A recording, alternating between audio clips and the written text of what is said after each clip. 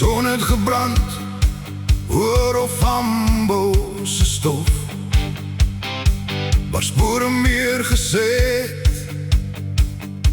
as enige woord.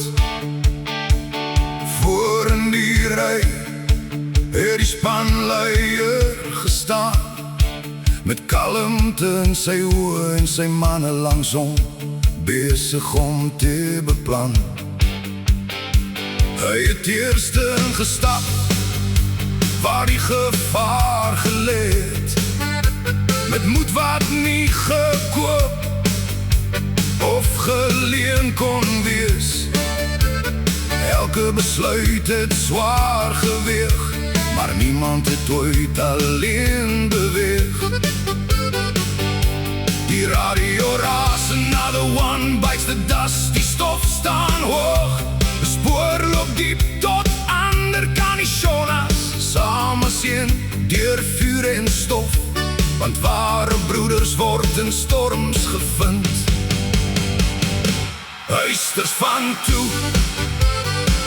legendes vandag, name wat bly al gaan die jare verby.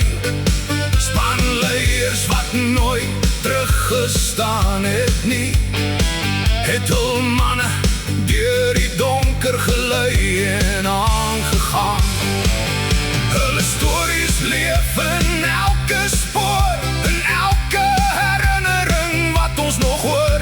Huisters van toe, legendes vandag, hul nalatenskap dra ons met trots en respek.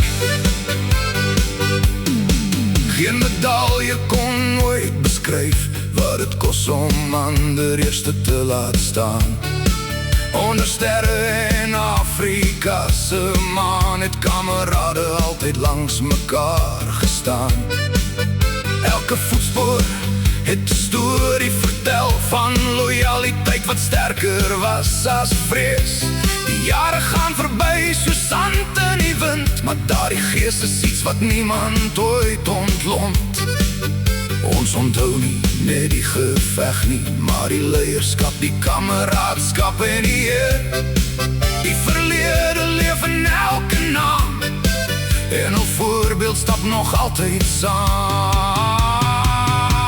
Huisters van toe, legendes vandag, die tyd kan nooit hul nalatenskap wegvat. Waar die bosse wind nog sag bly waai, sal moet steeds deur die herinneringe draai.